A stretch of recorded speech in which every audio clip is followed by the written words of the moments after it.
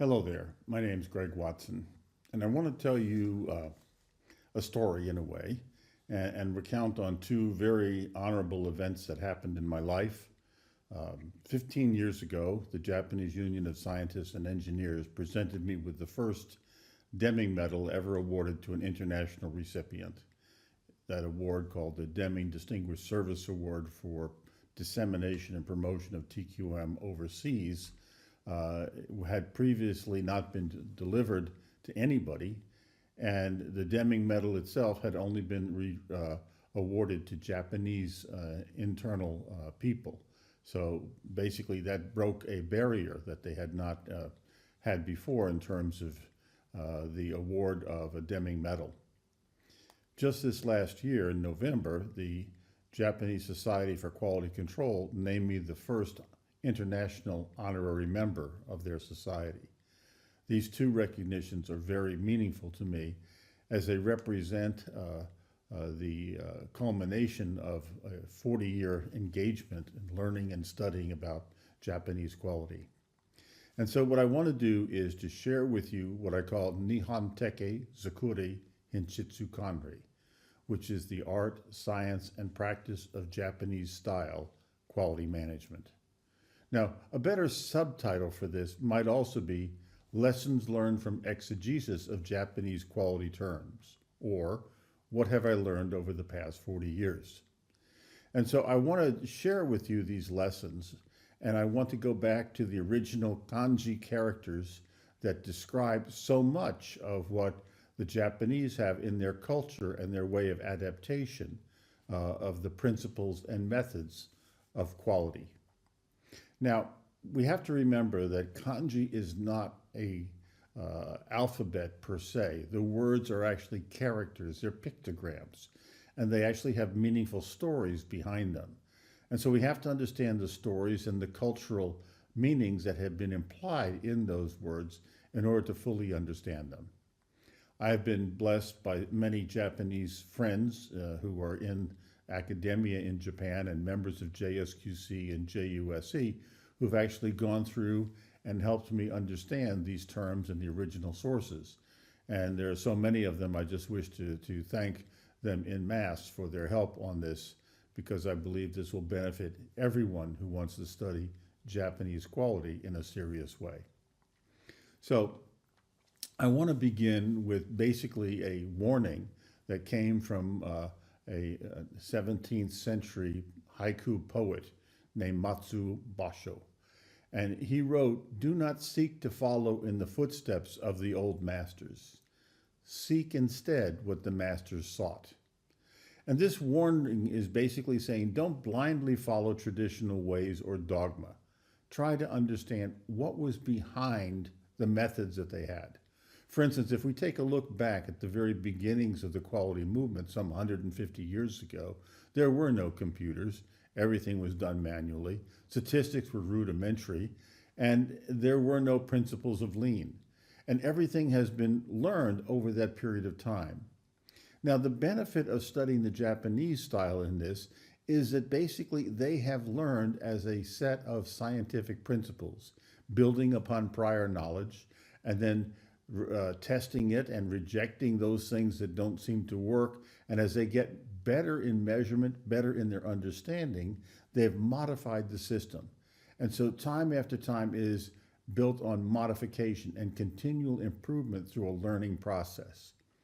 Contrary to the Western side, what we see there is that there have been many people coming in, each with their own theories and saying, my theory is better than yours, and displacing the whole theory and not learning lessons or sharing lessons across those. And that has been, I think, a mistake on the Western world. So I want to recount my journey going through this in that 40 years. Now, mastery requires continuous learning. And John Dewey made the observation that two limits of every unit of thinking are a perplexed, troublesome, or confused situation at the beginning, and a cleared up, unified, resolved situation at the close. And my learning pathway began in 1984 after I had spent a number of years in the United States military. And so this was the foundation. It's called SHU in Japanese. And it was the foundation years I spent at Hewlett Packard. I was very fortunate there to have been engaged in learning directly with Japanese people, doing study missions to Japan, and helping Hewlett Packard to adapt these TQM methods of Japan into its own culture. And then finally, my job was to be teaching that whole series and body of knowledge to the executive team at HP. The next years, I was drafted to Compaq Computer as the Director of Corporate Quality.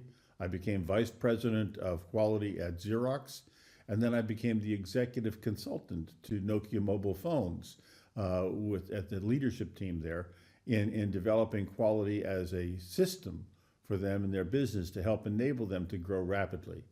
And in this 5 years, or 10 years actually, I had 5 years at Hewlett Packard, 10 years in this period of time, I went through the process that the Japanese would call HA.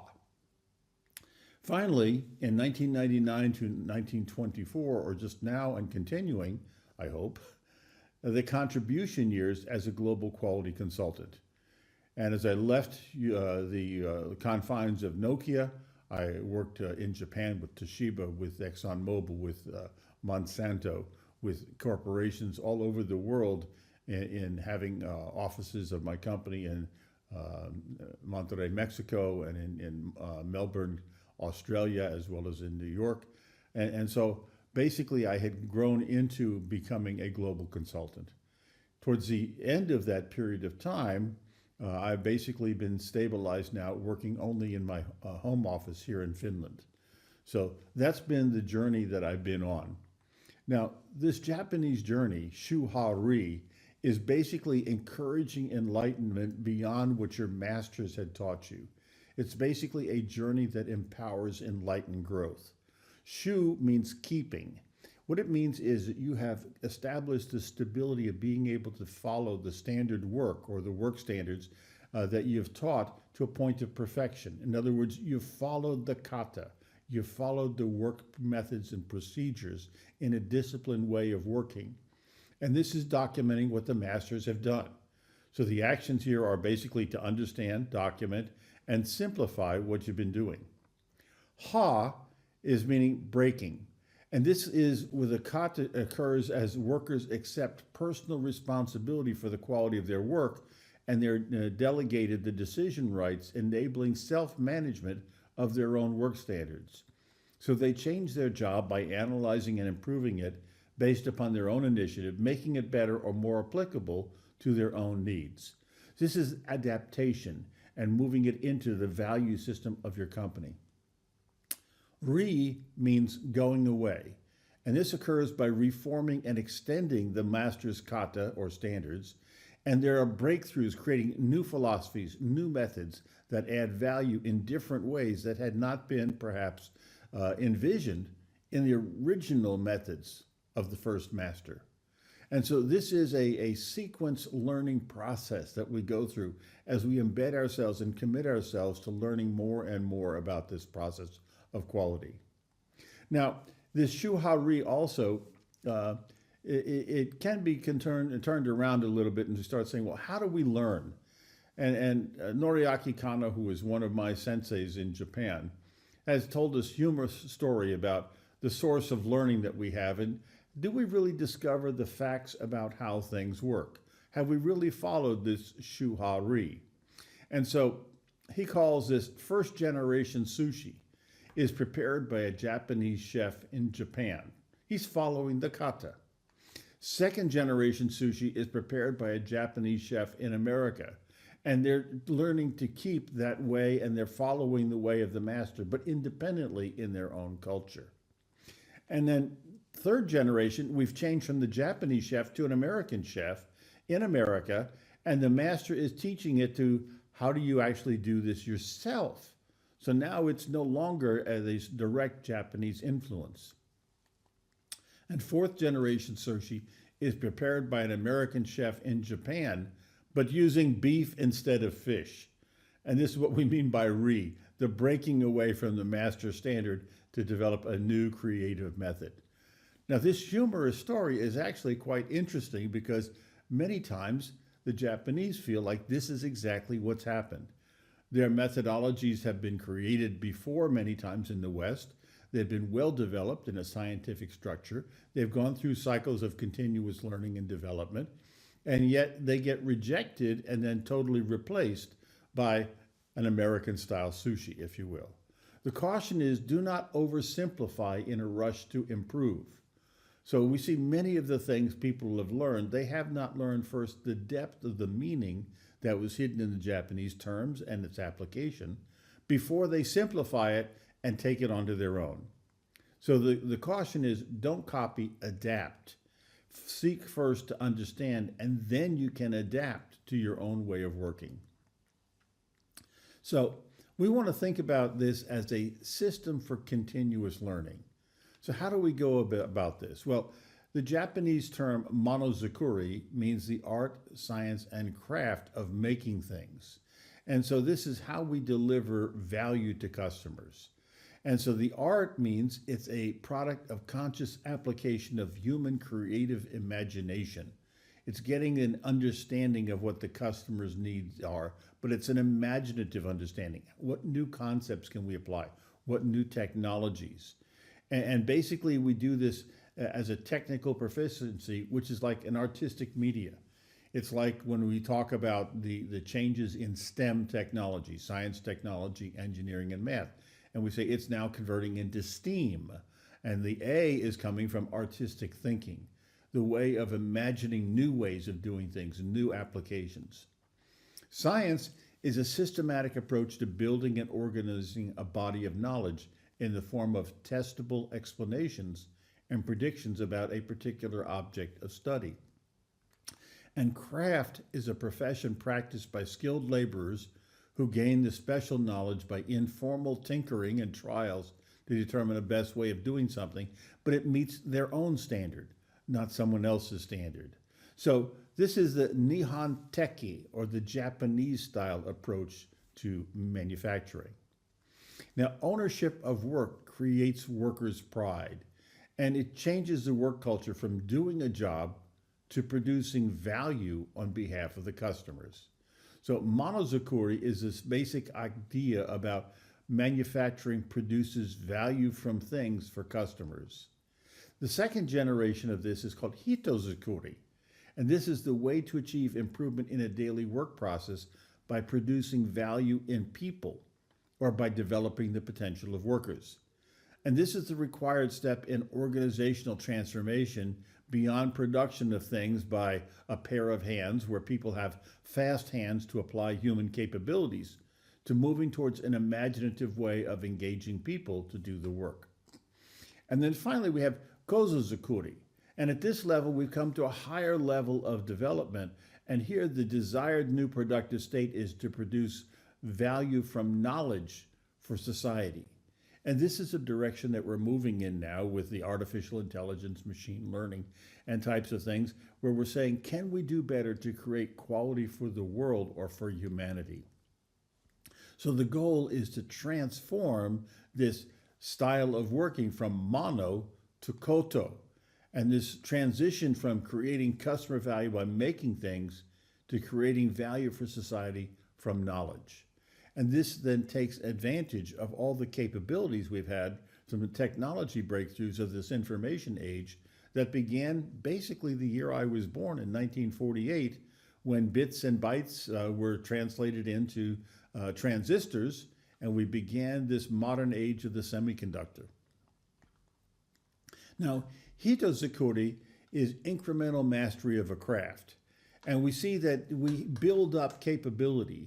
So koyushi means the profession as a teacher, somebody who teaches. But we can have lots of different types of teachers. We have teachers in grade school, we have art teachers, we have science teachers, different types of subjects. So teacher is a very broad term. Sensei is one who comes before.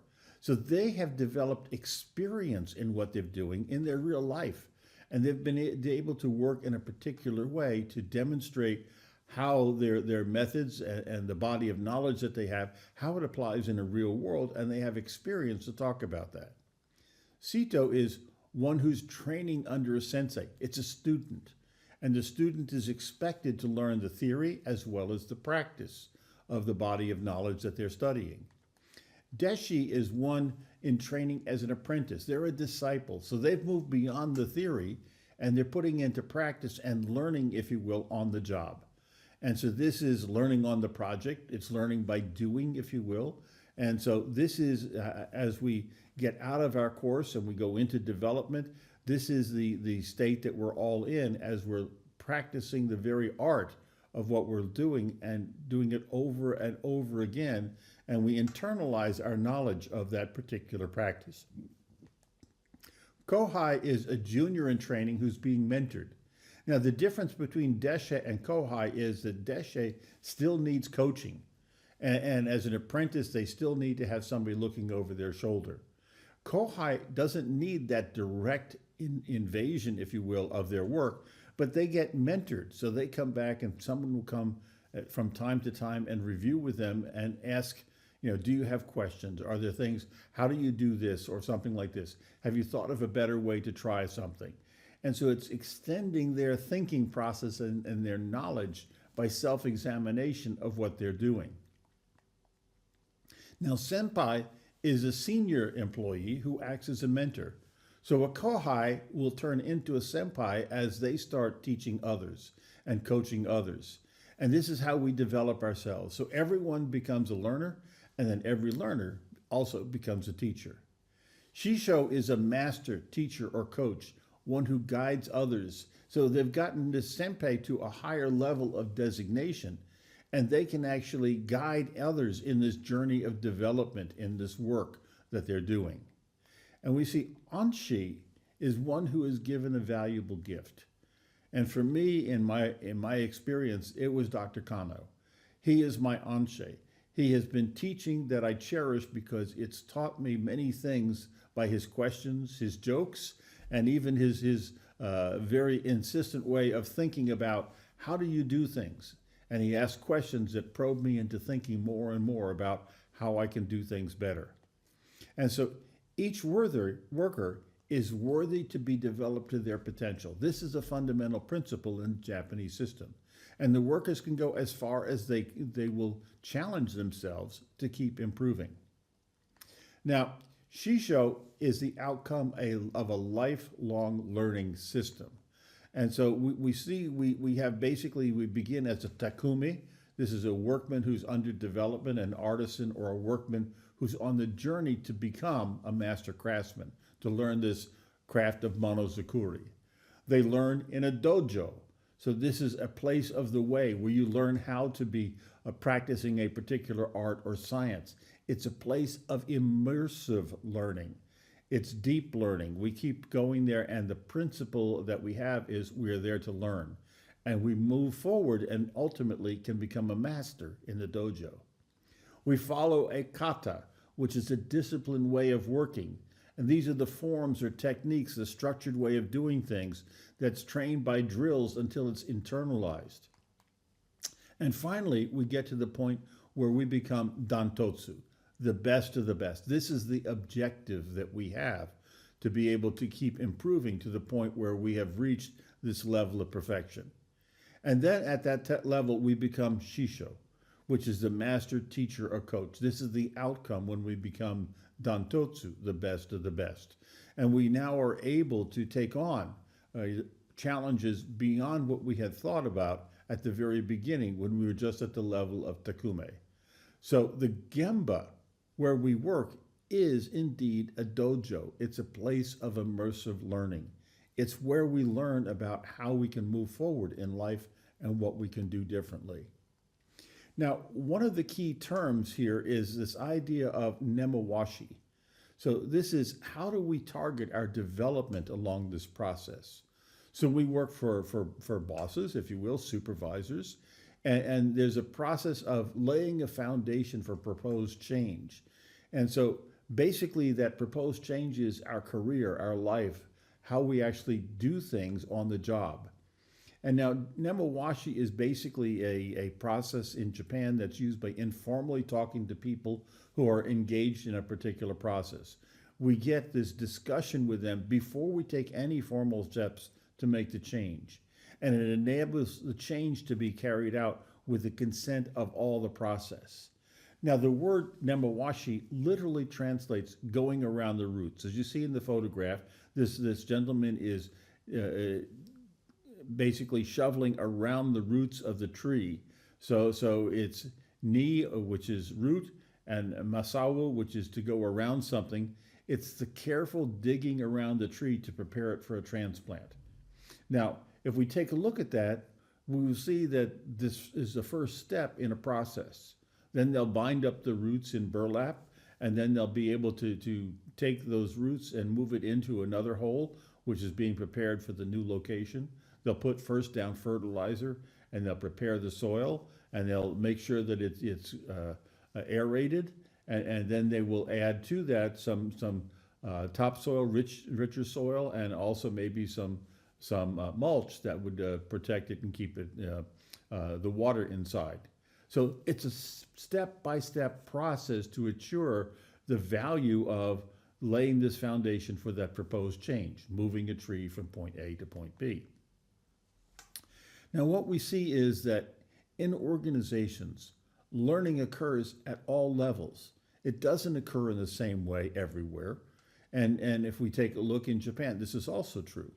And so what we see, it's not one size fits all. Not everybody takes exactly the same training program or even sees things in the same way. So we have to understand those multiple dimensions. So when Taiichi Ono talked about this Gemba, he said it's not just a production workplace, but it's also an office or any workplace. So if we take a look at this, we have the production Gemba. I'm going to call that Gemba 1. We also have the supervisory or administrative Gemba that he talks about here. He says, I've spoken about the Gemba, but you can view office work the same as a production floor where we make things. You can have the Gemba philosophy for administrative work by identifying your administrative Gemba. Now, that was a level that Taiichi Ono worked at in his job at Toyota.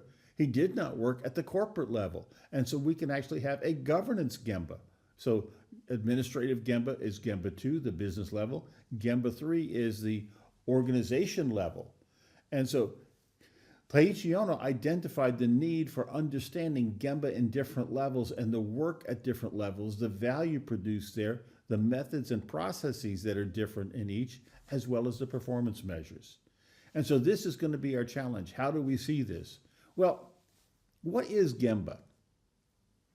Now, I'm reminded Aristotle talked about excellence as a result of habit, doing routine work in the best possible way consistently over time.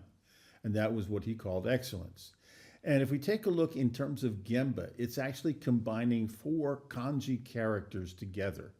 And so these radicals basically have a meaning. And what we see is if we use the 5W1H problem-solving method, which is used to describe or break down a problem into components, we see these questions. What happened? Well, what happened was a survey, a detailed scrutiny, an inspection, okay? Who was there? It was the king. And when did it happen? At sunset.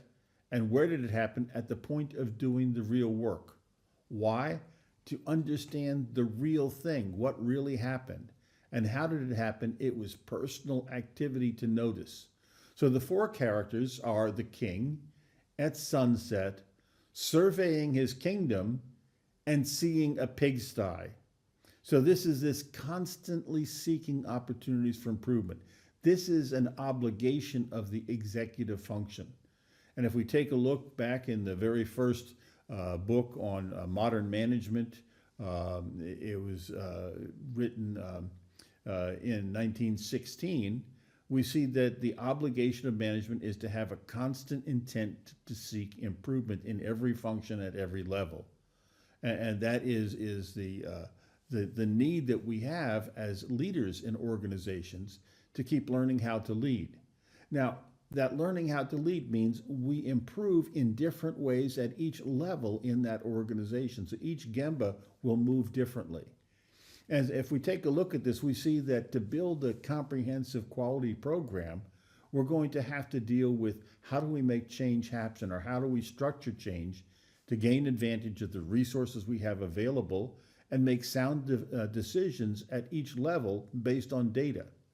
And we see that the organizations operate differently at each level, and this is a challenge. So at Gemba 1, the workplace level, so this is the production, it could be a manufacturing factory, it could be a service center, it could be a warehouse, it could be a sales office, it could be an R&D team, it could be field service. But this is the work process level, Gemba 1, and they are going for what we call continual improvement. Continually trying to understand what do we need to do to make a standard and how do we make the standard better. Gemba 2 is the administrative level. This is like a system level. And here what we're trying to understand is how do those processes all come together to achieve a business objective. So the business objective could be to make profits or to make sales and so forth. And this is a particular benefit that we want to have, and we would like here to have a breakthrough.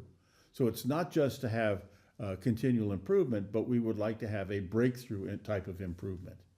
And Gemba 3 is where we have the governance. Here we are saying our customer is the outside world. And the outside world, the society, if you will, that we're responsive to includes shareholders, it includes government officials, it includes society as a whole. And here what we see is the need for transformation. We have to figure out how do we keep our organization moving in new directions for the long-term trends that society is moving into. If we take a look at these three, continual improvement, breakthrough, and transformation, and if we look at that organization going through those changes at all those levels, to the outside world, it is continuous improvement. So it's improvements happening. We see the results of the outcomes, but we don't necessarily understand the processes. So we are basically in the organization managing a continuous state of structural change. And this is a collective activity across the organization at each different level to be able to manage this changing environment. And when we look at these characteristics, we see each Gemba has a different customer focus. Workers in Gemba 1, external business customers in Gemba 2, ownership in the external world in Gemba 3. There's a different activity and focus area, different work objectives, different dominant functions and performance focus, different performance approach in each of them. And even the quality mindset changes as we go across them. And the working together in teams or the collaboration is different in each of these. So the nature and implicit structure of each level of the Gemba changes in focus and content. And their basic development products must be distinguished and aligned for appropriate learning objectives. So how we learn will be different in each of the Gembas based on what we are focusing on and the content that we're working on. Now, the Gemba is a place of reality, and we see this Genshi Gembutsu. It's interpreted to mean go and see for yourself. And we use a process to discover results. So we go observe the process and we find out what's going on. And so we go to the real place, that's the Gemba. We observe the actual entity or the real thing, Genbutsu, to get the real facts, Genjitsu, and that is the process of going to the Gemba. Now notice the kanji characters that we see there. It's in red there. That is the Gen character. And it's basically describing something about the process and the real or the actual state of things. Go see what the current state is. Now, the last two Gens that are here, they change the character. And so we see the final two characters are delivering value and trying to understand what is the purpose. So there's going to see, we want to ask like why 5 times. You've heard about the 5 whys, but we're going to do an inquiry. And the inquiry, the purpose is to find the facts, discover what's going on. What is, as we say, Genbutsu, the real facts? And then as we take a look at it, we want to understand that for 2 reasons. Genri, what is the real reason or the actual region or the design region? Now this Gen actually is made up of a different character. And the characters here are basically the first part of this is this vertical slash is like a knife and then a chopping block. And this is just like chopping away the fat. So what's the reason? Why do we do the things? We want to get rid of the waste. And so Genri is basically investigating the issue to get a state of real control. But this real control is the value in the system. How do we actually make sure that we deliver value in the process? And so this is the challenge that we want to have. Now, we will see that we do that through the development of standard work. And this is going to be the key secret. What makes Japanese methodology so different than the rest of the world? And it's because of the way they pay attention to standard work and focus that standard work processing on eliminating waste throughout the process that leads to losses or creates friction in the organization, or would create leakage that leads to material loss or financial loss. And so those are things that the Japanese organizations do much better than the rest of the world. When we think about this elimination of waste leading to loss, there are three generic categories of waste that have been described by Taiichi Ohno in his book, Workplace Management. Now, when we think about this, basically there's three ways of expressing negation in Japanese. Aiya, which means no as used in casual conversation. Mu, which is actually defining a specific rule or a commandment not to act in a certain way, as in muri, which means do not create impossible situations or irrational situations. And then the final is dame, which is used to scold someone or exclaim their work is not good, or to provide a warning about a potentially hazardous situation. And when we talk about these rules in the Japanese organizations, we can think about the way that we eliminate waste, which are basically stating, thou shalt not. It's a duty, giri. And there's three fundamental duties in the organization. And these apply to all people at all levels in every function. So muri, thou shalt not make bad decisions. Mura, thou shalt not produce waste from poor workflows. And muda, thou shalt not make waste from poor work disciplines. So the question that we have to raise is, how do we create waste in our work processes? What is it we do that create these three kinds of waste, and what is the implication of them? Now, where we seek out waste, we see that there are sometimes things that happen that create opportunities for waste. And so this is sometimes called the three H's. So the first is hajimete, and this is basically the first experience or the first use of something, the first use of a new technology, a design, or a supplier, or somebody just starting work the very first time. So in these conditions, there's often the case that we will create waste. So this is a cue saying we need to worry about it. The second is henko or henka. And these basically are the same thing. It's basically talking about a change in the production process where we change the design, the material, the method, and the change or the machine, that we modify it or we amend it somehow. And basically what we see is that we have a change point or a change situation in the organization where things that we had before that were done one way and things after it are done in a different way. So we should expect different performance results across that change. The third one is hichiburi. And this is basically an experience process. We've done it for a long time. It's a product we've been producing for a long time, but we have had a big interval between a time lapse, basically, between our last production runs. And because it's done intermittently and not frequently, we have an opportunity to make mistakes because the habits that we might have built up in doing it on a frequent basis are no longer in place. And so we have to remind ourselves what we have to do, that we may be producing waste because of that infrequent use of those particular memory cells, if you will, about how to do something. Now, when we establish standards of work, and we talk about standardized processes, we see there's basically a process we're going to create. It's called SDCA, or Daily Management. It stands for Standardized Do Check Act. And we can create this using what's called the 5 R's. And the 5 R's are make rule, So this is establish what is the rule for production, what is standard work, teach rule, and teach rule is basically where we are teaching people how to follow the rule, how to follow standard work, how to make the decisions the same way. Keep rule is actually applying it as we're doing our work. Check rule is how we evaluate our internal quality check and say, did we do it right? Or maybe there's an external audit that's happening about our work, or there's somebody monitoring our process. And then change rule is if the check rule comes up and says it's not working right, then we have to change the rule and study what to do. And then after we've done that change, we have to make a new rule and then teach it and so forth. So this is how we embed work standards into the daily management process for standardized do, check, act. Now, what we start seeing is that we develop this one step at a time. It's done by trial and error, and we incrementally define these things.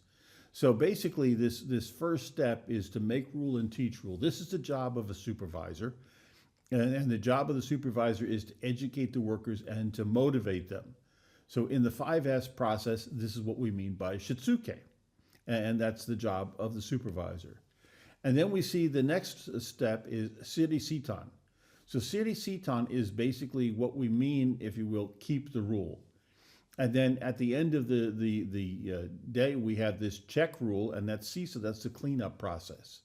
And so what we see is that routine operations that were going on is it just these two steps, do and check. And that's the value-adding work that we're providing for pay from our customers. So this do check function, do check.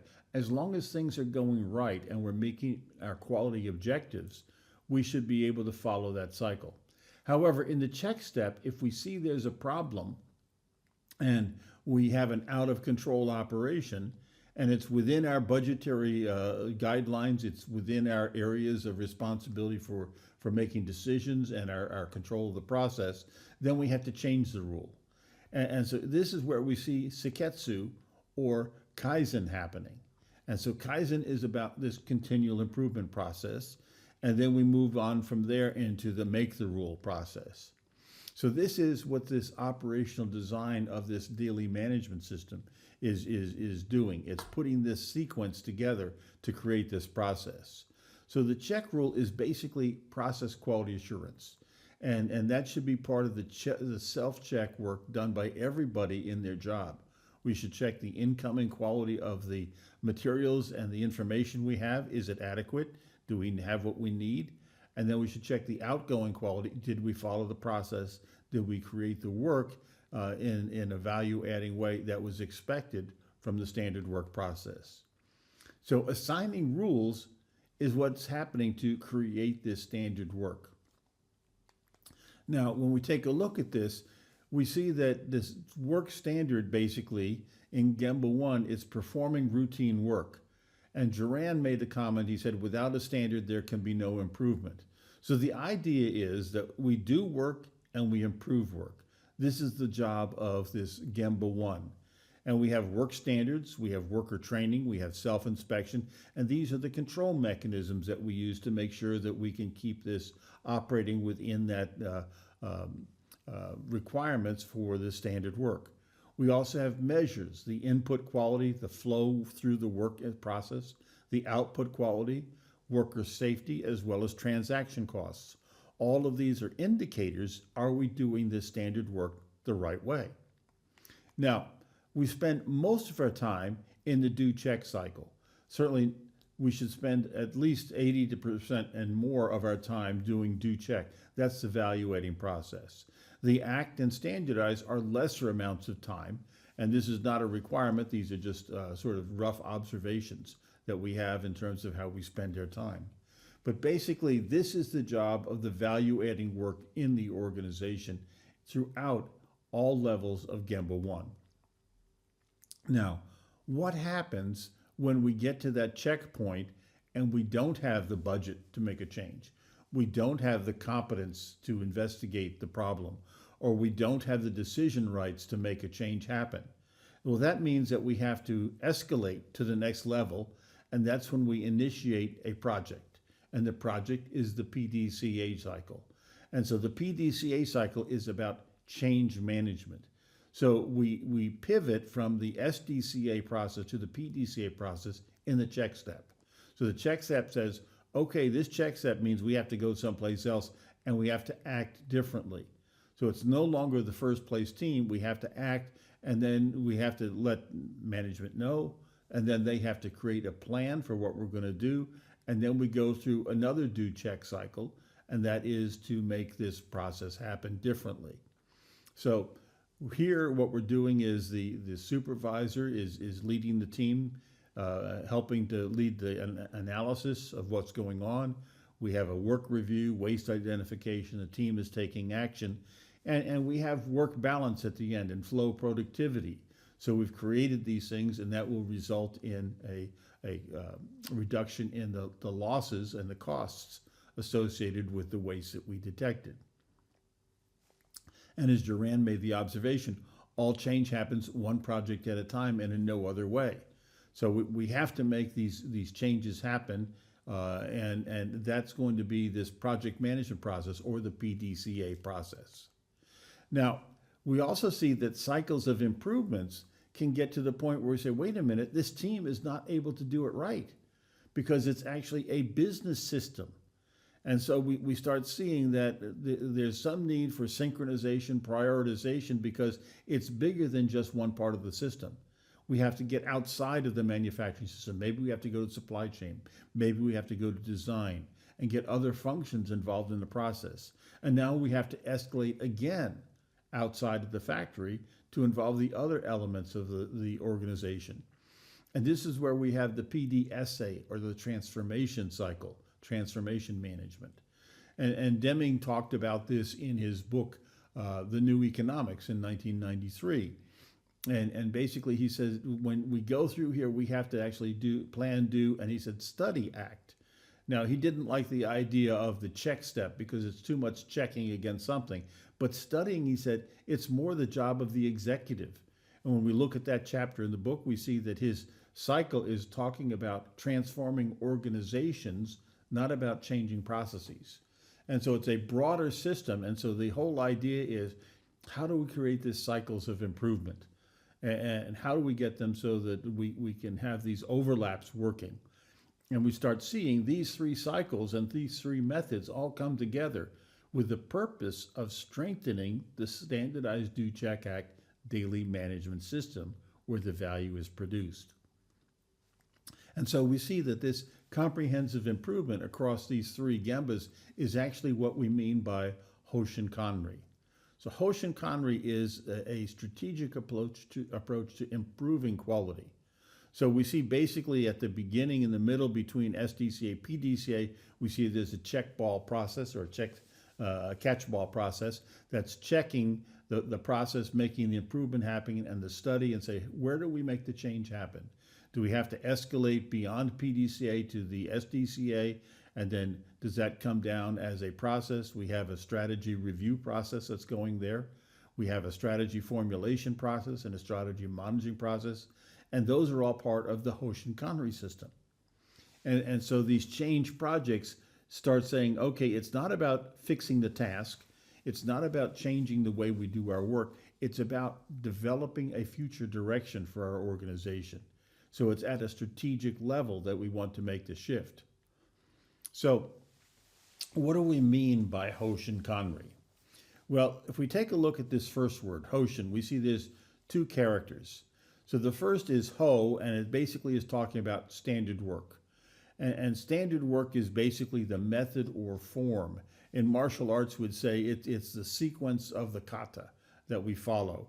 It implies a disciplined way of thinking or following a practice, and it's the way we keep things aligned and in harmony with each other, or the synchronization. The Shin, or the second character, is basically just a single part of a compass. It's the thin pointed needle that points in the direction of the magnetic north. And when it's coated with phosphorus paint, it allows us to see the direction even in the darkest night. Thus, it's the compass that the part of the compass that delivers value. And so we see, putting these together, we have We understand what we need to do even when we are in the darkest night and we can't quite see our way. So that's actually this first concept of Hoshin. Now, the second term, Kanri, is basically talking about a generic system for managing change. And we can have Hoshin Kanri, we can have Kaizen Kanri, we can have JUSE Kanri, all sorts of different types of Kanri. And so it's the process of managing change. It means to manage, administer, control, or give orders, but it's basically talking about being in charge or having authority. And it applies discipline, that we have a responsibility to follow and provide the resources that are needed to make the change happen. The term Ri is a thinking process. And basically it comes from a word meaning to polish jade. Now, one of my hobbies happens to be in jewelry making. And one thing that I know about jade is it's much more complex to work than, say, a diamond or an emerald, which have clear fixed facets. So if I want to work those, I have to cut and just sever the stone along the line of the facet, and then it comes out very nicely done, and I can polish the facet sides and make a nice piece. Jade is three-dimensional. The patterns fold in among themselves. They weave in with different colors and different shapes. And you really have to study it to understand how do you develop that into a piece of jewelry or into a statue or something that you would like to preserve in a more artistic way. And so it requires a much deeper understanding and studying to polish the jade. And so that's what we talk about in this measurement system. Now, strategy formulation is where we start saying, here are the sets of change projects we're going to deal with. And so we talk about this in terms of policy deployment. That's what many people call Hoshin Kanri, but that's not actually the right way of translating it. But basically it means to roll out a change project. So it's called Hoshin Tenkai. Tenkai means the unrolling of a kimono, which is how do you transport a kimono without creating wrinkles in it. And you roll it very tightly and you follow a particular procedure, and then you unroll it so that it does things. But when we look at this word policy has a very different meaning in the West and in Japan. So policy did not exist as a word before 1964 when it was introduced by Dr. Juran to the Japanese vocabulary. And because they didn't have a word that you could translate it, they used the English word policy. And when we take a look at what is Hoshin Tenkai, what is this policy, we see that there's a number of things. It's a slogan. So these are the round words you use to excite people about things like, so I remember when I was at Xerox, they had the expression at Canon, kill Xerox. So that was a very clear direction they had to go on for strategy. They have an issue. What's the operational definition of the issue that we want to do to improve the business? They had an end, the final state they'd like to achieve. They had a means in it, which is the approach that they agreed upon to follow. They had targets or milestones that were set. They had a schedule for how those milestones would be integrated together in a calendar. And then they assigned responsibility for leading the action.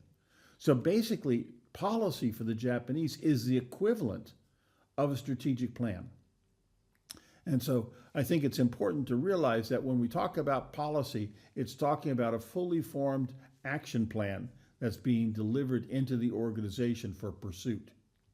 Now, we see that the strategy of the organization was actually developed by studying the work of Miyamoto Musashi. He was called the Sword Spirit. He wrote something called A Book of Five Rings. And he had some comments in his book. He said, if you fix your eyes on details and neglect important things or the big things, your spirit will become bewildered and victory will escape you. It will seem difficult at first, but everything is difficult at first. You've got to understand the big picture, he's saying. You've got to understand all of the external influences and not just the ones that are short term. So what is that long-term result that you're looking for? And he was this legendary samurai warrior. He created fighting with two swords, the long sword and the short sword.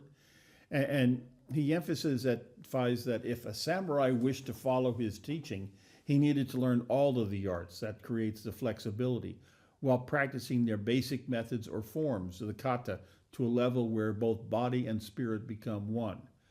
And after defeating all of his opponents at the end of his life, he retired. And in the last month of his life as a hermit priest, he had been practicing art and poetry. And in his last month, he wrote the Book of Five Rings to describe his strategy for success. Now, the wisdom of Musashi is about learning how to control. And he said, strategy is the craft of the warrior. So if you're going to go to battle, and that means you're going to be following the methods or forms of the soldier against the competition, then any man who wants to master the essence of my strategy must research diligently, training morning and evening. So it's about education. It's about development. Thus he can polish his skill, become free from self, and realize extraordinary ability. He will come to possess miraculous power. So that free from ourself means that we no longer follow just our own way of doing things because it's right. We have this ability to learn and get beyond our inherent way of working. He said, teach your body strategy deliberately with a patient spirit. Observe the virtue of this. From time to time, raising your hand in combat. Maintain this spirit whenever you cross swords with an enemy. Step by step, walk the 1,000-mile road. It's a deliberate journey. No matter how many years I've been doing this, I don't find myself just stepping back out of the workplace. I keep going back and saying, okay, let's work on a process. Let's coach you through this step-by-step journey and the learning process. Let's show you how to use the tools and the methods. Let's talk about how to interpret these things in different ways. And that's raising my hand in combat. And we should say we never should stop doing that, because if we're going to be a true professional, we have to keep refreshing ourselves lest we get caught in a situation where we can no longer relate directly to what's happening in that workplace. So if the craft of a warrior is strategy, then the art of a poet is culture. So there's two people that really influenced my thinking about Japanese from the longer term. One was Miyamoto Musashi, who lived in the beginning of the 1600s, and then the second is Matsu Basho, who lived in the end of that period of time. So their lives only had 1 year of overlap. Now, Matsu Basho was basically a cultural individual. So he lived in the early Edo period of the Tokugawa shogunate, where foreigners were barred from entering Japan and Japanese people were kept from leaving Japan. So he had to compose his poetry, and he did that by walking through Japan and studying nature. And basically, he had a practice of continual improvement in the style of writing the haiku. And he basically said there's a tension between what's permanent, the things that are the elements of haiku writing that are, the rules that make a long-term difference, and those things that are fashionable that will change with the seasons, essentially. And he described this tension as a duality between permanence and flexibility, fukeo riku. Both are equally important, and balance has to be established. And so the imperative is that those things that are cherished a long time as customs or behaviors need to be appreciated and preserved as a traditional legacy. So this is this principle of constancy or immutability. So in Japan, we see the Shinto faith, this reverence, if you will, for the past is a core element of its belief system, while at the same time increasing flexibility to adapt to new ways. Can we bring in new methods, new tools, new approaches? So if Karu Ishikawa did all of his work, with a paper and pencil, do we need to do the same? Or can we use computers? Well, we should keep saying, let's learn the new tools, and then how do we apply it to the things he was trying to do, but maybe now we can do them in a different way. So tension produces friction, and that leads to waste. So we see that to balance these, we see this key to achieving balance is following three principles. And they're combining koriku, which is cooperation or teamwork, sozu, which is creation or innovation, and hoshi, which is the act of contribution or making a difference. And this is how Basho says we need to do things. And he said his principle is live in the moment. and Kogo Kizuku. And it means the tradition of the clan of the emperor. And in the tradition of the clan of the emperor, it means that the emperor should be pursuing enlightenment and then sharing it with the population. So there's a goodness that's preserved and shared with society. And I think this is the interesting thing. It's expanded beyond just the inside circle of friends or the inside group of people, but it's making it broadly available for society as a whole. Now we see in this situation that creative tension exists between the old ways, which can degrade into misconceptions or dogma if they continue to be supported without actually any critical assessment, and then maintaining enlightened principles that are the true qualities of ancient wisdom. And that's what the master sought. So again, this is the meaning of this haiku. Do not seek to follow the footsteps of the old masters. Don't do the dogma. Don't do the exact things, but seek what were the enlightened principles. Seek instead what the masters sought.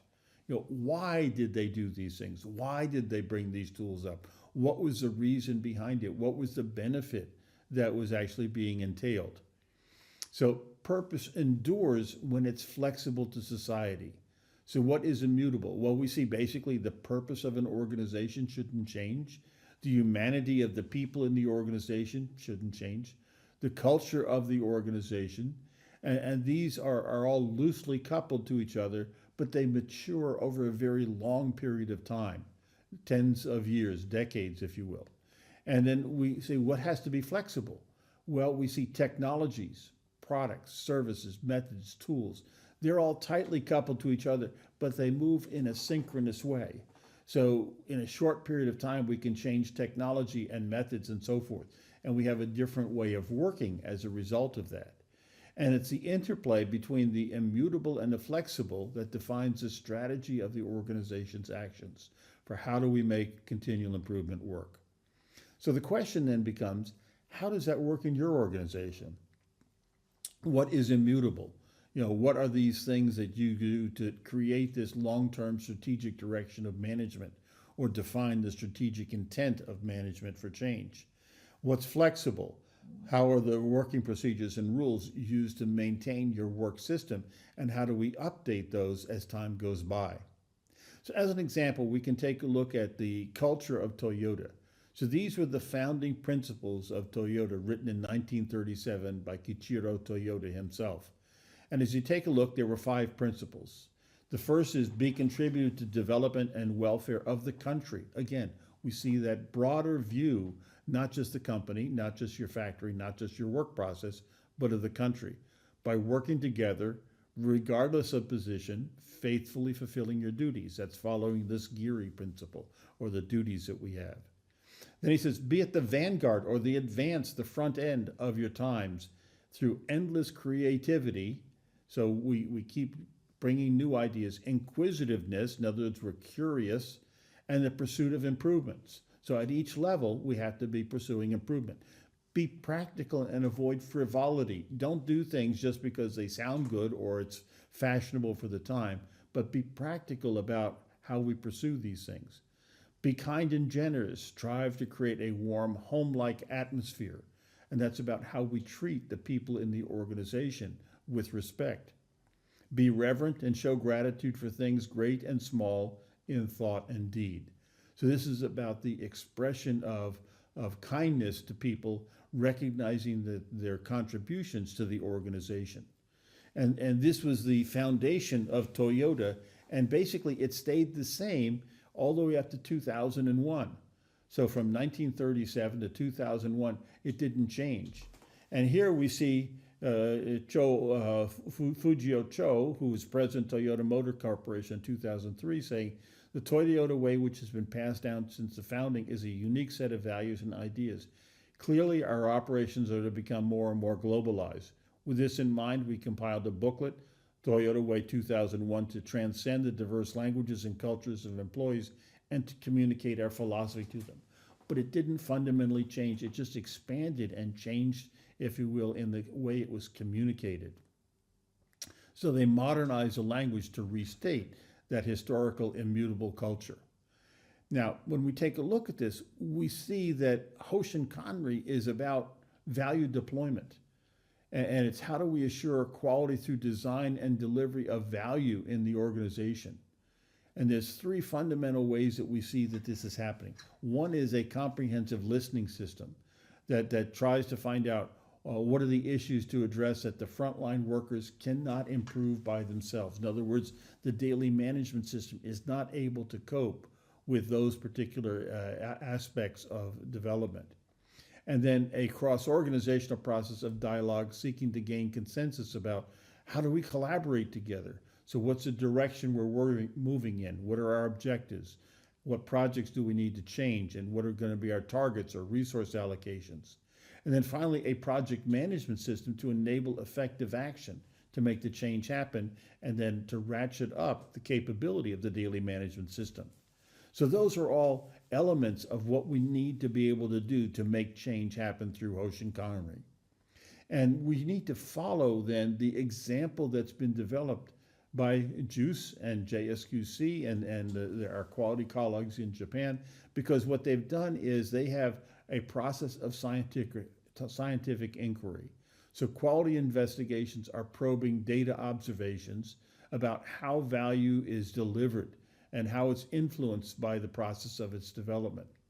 It tries to uncover causal systems that lead to inefficiency, waste, and loss.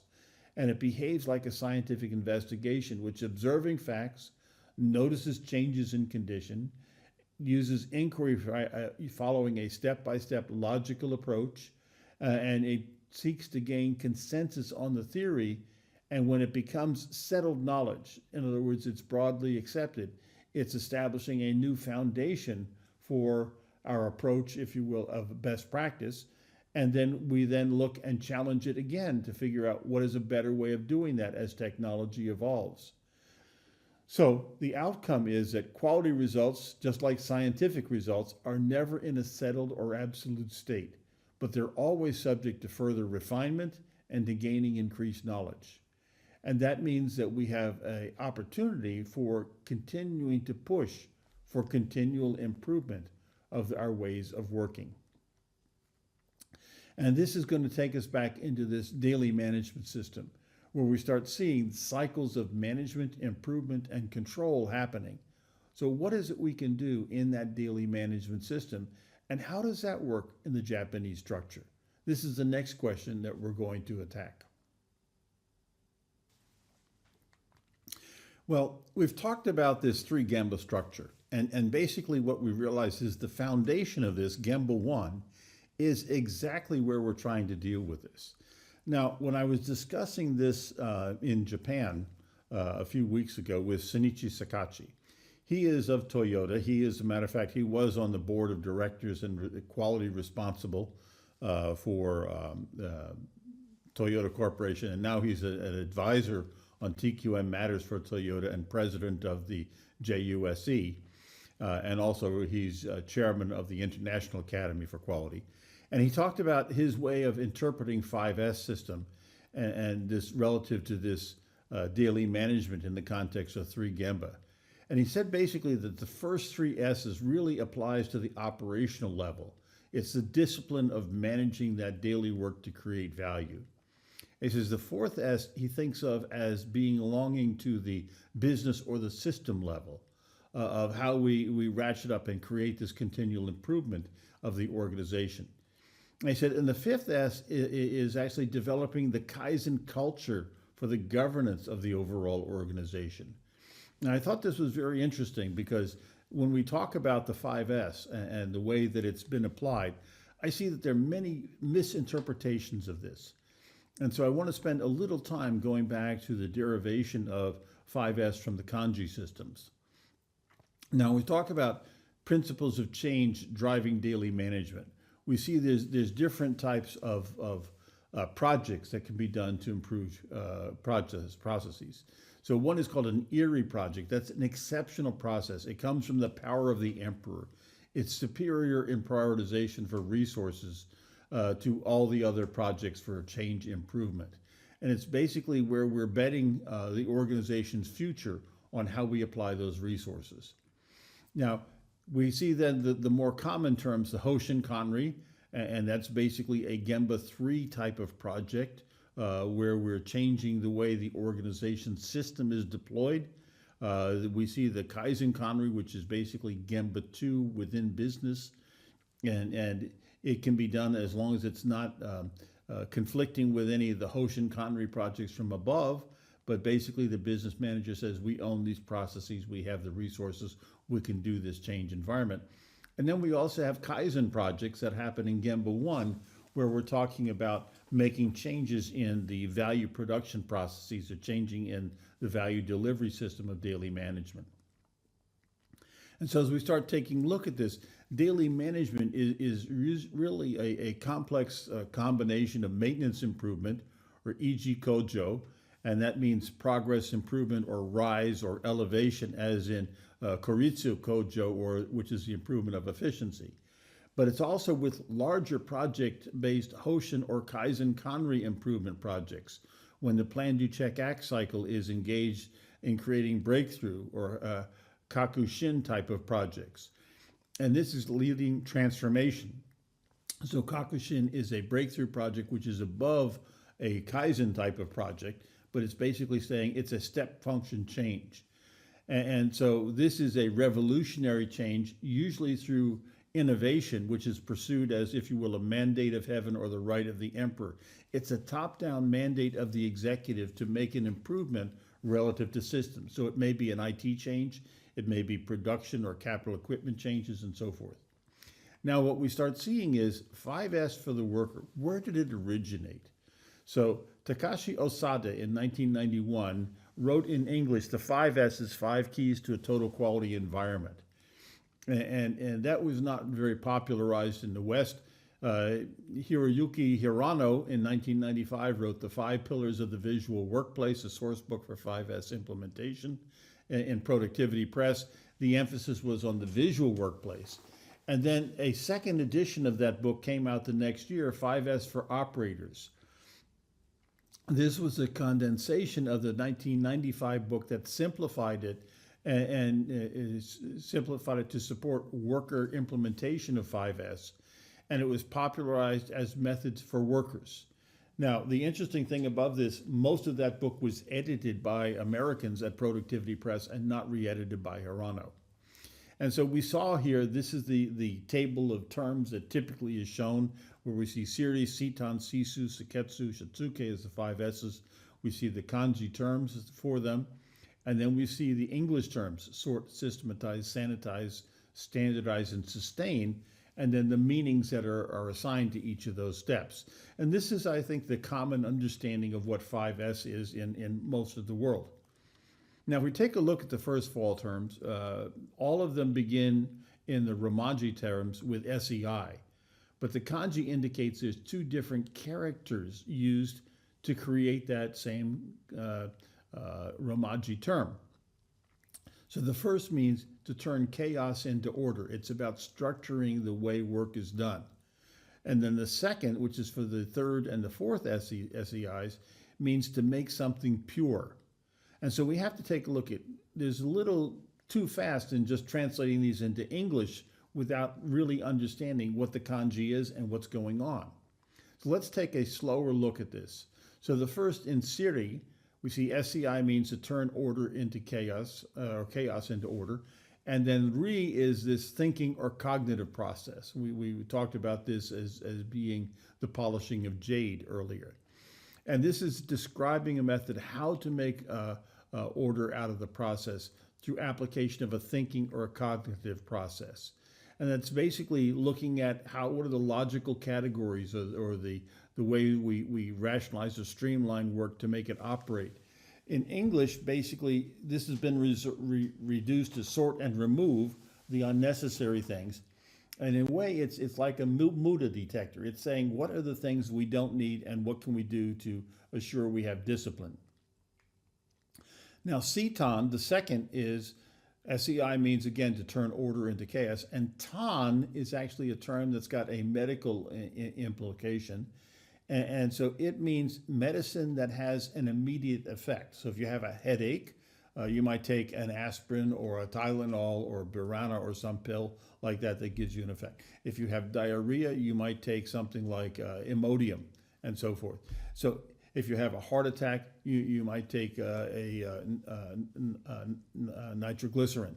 So each of those is something that has an immediate effect and you can feel relief. However, the English is not dealing with this. It's saying basically organize or set into order. And ceton is acting as a daily organizer for structuring the routine work that needs to be accomplished. Now, here's a challenge. In Japan, this is not a linear siri and then ceton step-by-step process. In Japan, this comes from the way teachers are telling students or instructing them at the beginning of the workday. The teacher will put the plan of the day for the board, and then they will say to the students, siri ceton. So basically, siri means to get your materials out of your desk and put them in rational order, close at hand. So they're not told first to siri, then ceton their work, but basically the supervisor is saying, what we want you to do is observe, reflect, and plan what's necessary to standardize, improve, control our daily work. So what are going to be the topics we had discussed today? What are the things that are special? What is the material that we need, or what are the work standards we're going to follow for today? And then have those ready so we don't have to go looking for them when we get into the process. So CISO is something where SEI, the first one, means purity or spotlessness. And so itself means to sweep, exterminate, or clear. And CISO is typically translated as sweep or sanitize, but that's missing what's the deepest meaning. My wife has reminded me often that cleaning a house has two levels of cleaning. One is the rough cut cleaning, where you're sweeping out major dirt, things brought in by children on a muddy day, or the garbage left over after you have a pizza party and something like this, and you have to get rid of the garbage out of the house. And that's the type of cleaning that's implied in CISO, removing waste and debris that accumulated across the course of a day's work. Now, sanitize actually means something deeper than sweep. So sanitize is actually not embedded in that particular term. But when we take a look at this, we start seeing that these 3S activities, this was the beginning of the Toyota system, was 3S, not 4S, or 5S. So they had Siri Ceton, the morning meeting. Siri is finding the waste, and Ceton is planning on its elimination. CISO is a discipline at the end of the day saying, okay, let's get this, get rid of the waste we produced during the day, and then we would gradually improve that and make it deeper and deeper, moving towards our autonomous maintenance and total productive maintenance. So CISO is also removing waste as it goes in terms of the system itself for the waste that's part of the productive waste, and also by getting deeper involved in the productive systems. So basically, each of these is accepting a component of the Kaizen process. Now, Seketsu, again, SEI means purity or spotlessness, but Ketsu means sanitary, virtuous, or immaculate. And so this means that we are pure, but we get to this deeper level. It's hygienic. It's like the medical instruments that are sanitized in an autoclave, and they're packaged and ready for an operation. And this word is translated as standardized. And standardized is really not getting the full meaning of this. So this is basically like the spring cleaning that occurs after a long winter. And Seketsu is continual improvement as the discipline, and it came about from the meaning of total productive maintenance.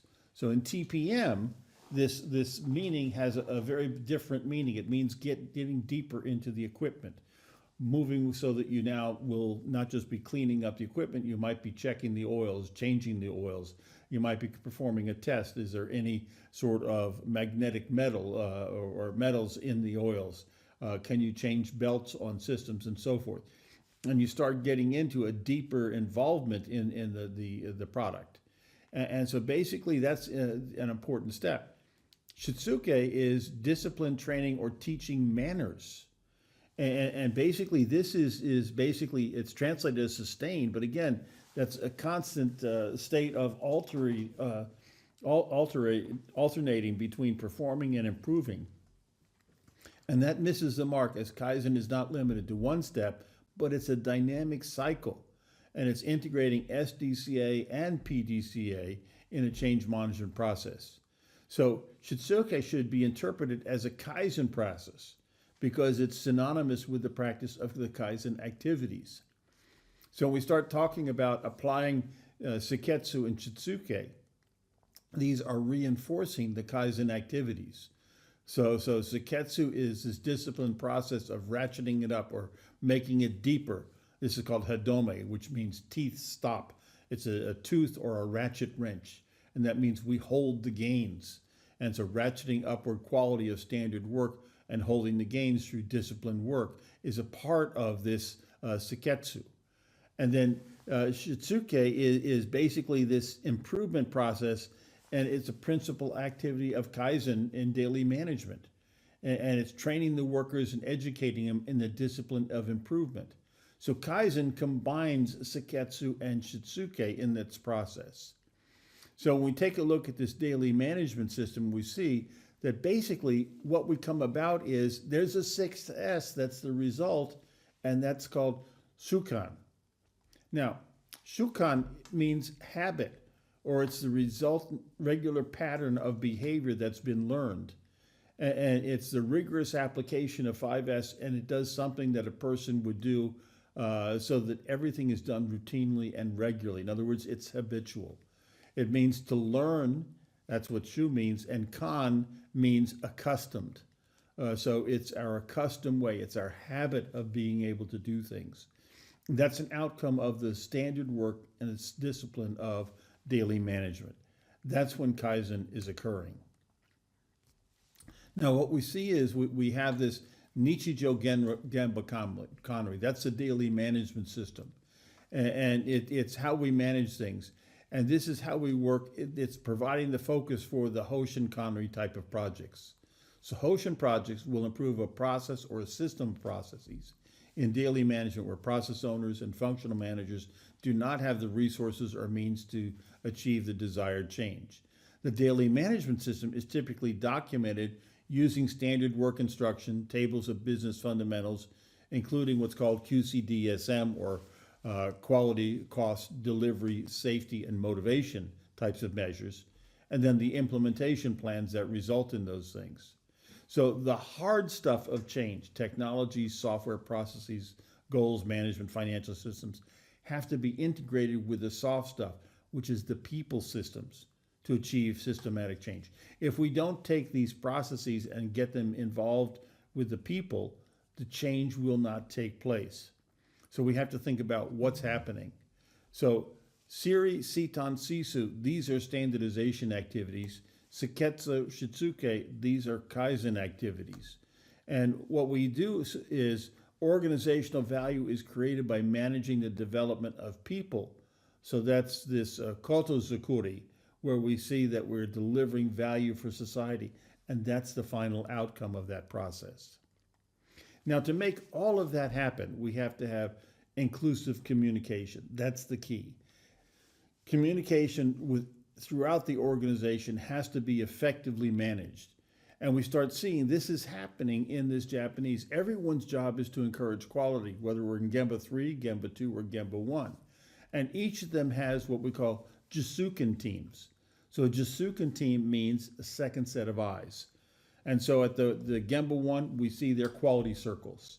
So the team can get together and figure out, how do we want to work together? What's going to be our approach to this standard work?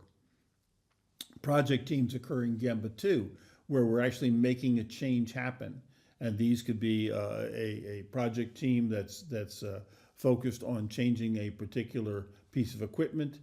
How do we do standard work better? We're analyzing the way a product operates and something like this. These could also be like the Six Sigma projects that are done in many organizations. Cross-functional management teams work on those changes across the organization functional areas, and this might be for implementation of new systems, software systems or hardware systems. It might be for integration of new technologies and so forth. And so the resources of the entire business system are allocated to establish control of quality, safety, cost, flow, and motivation. So what we see is that there are lots of methods that engage this. So we see Nemawashi, we talked about the process so everybody has a buy-in by having communication in the process. Yokuten is how we share knowledge through the process. Ringashido is a process to share decision making for taking collective action. Horensu is a process of frequently touching base or checking in, having informal discussions with the people who are involved in the process. Tadakikai is a process to propose ideas to senior level and get an objective review informally without criticizing the owner and doing it before you actually make a formal suggestion. And that gives an opportunity to be more honest and open about things. And so all of these communication mechanisms are ways to accomplish Kaizen communications and use incremental acts to constantly make things better. Now, one of the changes that's happened in Toyota came about in 1996 when Shinichi Sakachi wrote his book, Ji Kotai Konketsu, which is the concept of process ownership. And this supports daily management and delegation of decision rights. And JKK, as it's called, engages all Gemba 1 workers to accept responsibility and seek continual improvement of their work standards. But it applies at all levels. So a supervisor takes responsibility for integrated workflows, balancing work activities, assuring continual flow, and establishing the cadence of the work that goes into the work process. Managerial JKK takes responsibility for deploying and developing necessary resources from Gemba 2 to assure routine work can operate efficiently, effectively, and economically in the future. So quality responsibility is shared, and that's a critical ingredient to success. Everyone is responsible for the quality of their own work and the work of those who are in their team.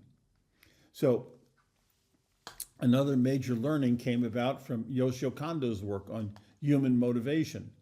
And here we see that we had basically self-control. So when Peter Drucker wrote about management by objectives, he originally talked about management by objectives and self-control. The self-control concept was dropped in the Western literature, but it was kept in the Japanese literature. So here we see self-control as being the key. And Yoshio Kondo then said, okay, we had training with industry, and that was the way we could improve job design and have structure to how jobs are done. We have an understanding of humanity through studies that were done by Elizaburo Nishibori and others. And then we have the guidance and encouragement from supervisors, and that's the leadership job, is to make sure that people are motivated to do their work. And the actual components of this self-control are this attitude of respect for humanity, which is like Bushido, the attitude of continual improvement, which is Kaizen, an attitude of reflective management, so this is the personal reflection process called Hansei. It's the attitude of ownership of work, which is Jikotai Kanketsu. And as we start practicing these things together, we improve our ability. And as we improve our ability, we gain confidence in ourselves, and we have an ability to participate. This is this Jisuiken, so we can work with other people and feel like we are making a positive contribution. And as we realize that our success depends on our inputs and the system's success depends on our outputs, we start getting a keen interest in the work of others. And through this, we build this idea of wa, or teamwork. And this is about collaboration, harmony, and peace. And that's really what this collaborative harmony in the flow of the organization is actually achieving. So Jisu Kanri is self-mastery management system, where every worker is an inspector. They inspect the work coming into them, they inspect their own work, and they assure that way that their work meets the requirements. Jisu Kanri is voluntary participation in independent, self-regulated, autonomous work and self-control systems. It's something each worker takes on as part of their job. And it's done in these Jisuken teams to achieve Gemba Roiku, or power or strength, and thereby achieve this wa, group harmony, peace, or balance. So management encourages JUSE Conry to help enable Hoshin Conry, or the overall strategic change of the organization. So what can you say about the waste observations? Well, what we want to do is make change for the better. That's what Kaizen means, change for the better. That's a result of what Deming called profound knowledge. It's knowledge of the business system. It's knowledge how variation affects us. It's knowledge of the theory of how things are actually moving together in that system, and the psychology of how we build collaboration among the people. It's not change for the worse, which is kayaku, and this is the result of profane knowledge. So kayaku means we make a change and things got worse. They didn't get better. And that's not what we would like to achieve. Now, I want to end with two slides, and this one is one that when Karu Ishikawa's 100th birthday was celebrated in Japan, I was asked to give a speech. And what I did was I ended up with this. And basically, quality development innovates to avoid a loss to society. And Karu Ishikawa said he had a hope and prayer for quality for humanity. And he said that quality and related activities be spread everywhere in the world, that quality all over the world be improved, that costs be lowered, that productivity be increased, that raw materials and energy be saved, that peoples all over the world be happy, and that the world prosper and be peaceful. So this is inclusive action resulting in a good quality of life for society. So quality for humanity is indeed a global social imperative. And that's what we mean by kozuzukuri, quality for the effect for all of mankind. Now, this is about goal-directed behavior that advances progress. As the Buddha said, my goal is not to be better than anyone else or everyone else, but to be better than I used to be. This is what I can control. Our destiny is not created by the shoes we wear, but by the steps we take. It's in the actions that we take to move us forward and advance ourselves and our organizations towards this improved level of performance for all. So I want to thank you for allowing me to share this opportunity to share this lessons learned of my 40-year journey in studying Japanese quality and having this chance to share it with you. And I hope to challenge each of you to continue your own development and to continue this way of Kaizen and thinking about what can I do to make things better in the future. Thank you very much.